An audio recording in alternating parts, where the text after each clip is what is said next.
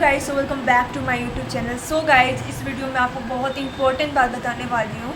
So basically आपको पता है कि आज के टाइम में पढ़ाई एक लोगों के लिए बर्डन बन गया है। इसके पीछे रीज़न भी आपको पता है, क्योंकि जो सोसाइटी, जो इन्वायरमेंट आपके सामने, आपके अराउंड में क्रिएट की जाती है।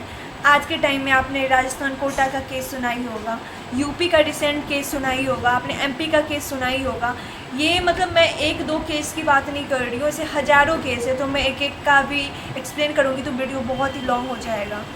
सो इन शॉर्ट मैं आपको ये बताना तो इसके लिए बस हम इतना ही कर सकते हैं कि जो मेंटलिटी है ना स्टडी को लेकर, वो हमें चेंज करना होगा। क्योंकि जो मेंटलिटी के साथ हम जो स्टूडेंट है आज के टाइम में, जो पढ़ाई को लेकर जो माइंड थिंकिंग बना रहे हैं, वो चेंज करने की ज़रूरत है। और उसे चेंज करने के लिए सिर्फ एक पॉइंट नहीं, काफ़ी सारे पॉइंट है जो हमें ध्यान देना होगा।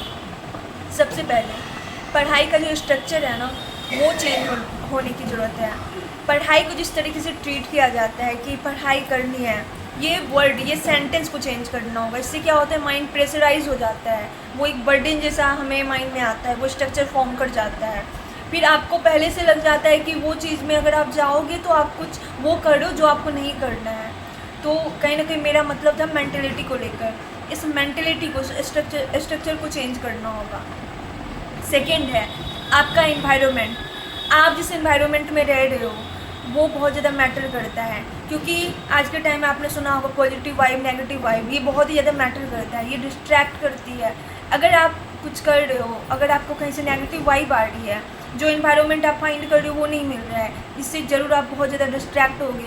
जब आप डिस्ट्रैक्ट होगे तो आप उस चीज़ में बुरा होने लगते हो। आपको पता नहीं होता है कि आप कितना बुरा हो रहे हो, कितनी ज़्यादा उन चीज़ों से आप अच्छा नहीं कर पा रहे हो।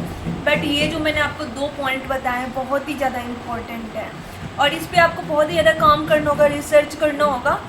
जिस पे आई थिंक अगर आपने थोड़ा भी काम कर लिया ना, इससे काफ़ी सारे पॉइंट मैं आपको बता सकती हूँ।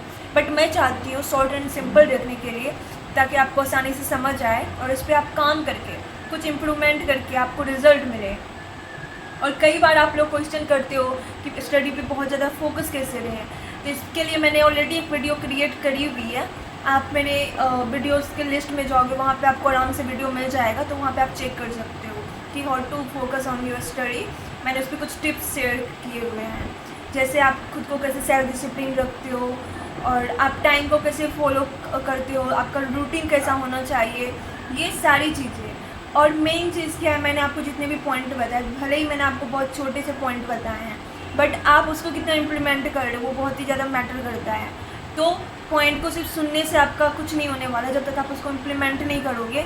हो सकता है मैं इस वीडियो में आपको 50 पॉइंट बोल दूँ, लेकिन या एक ही पॉइंट बोल दूँ, अगर आपने उसको इम्प्लीमेंट नहीं किया ना तो सारे पॉइंट वेस्ट हैं।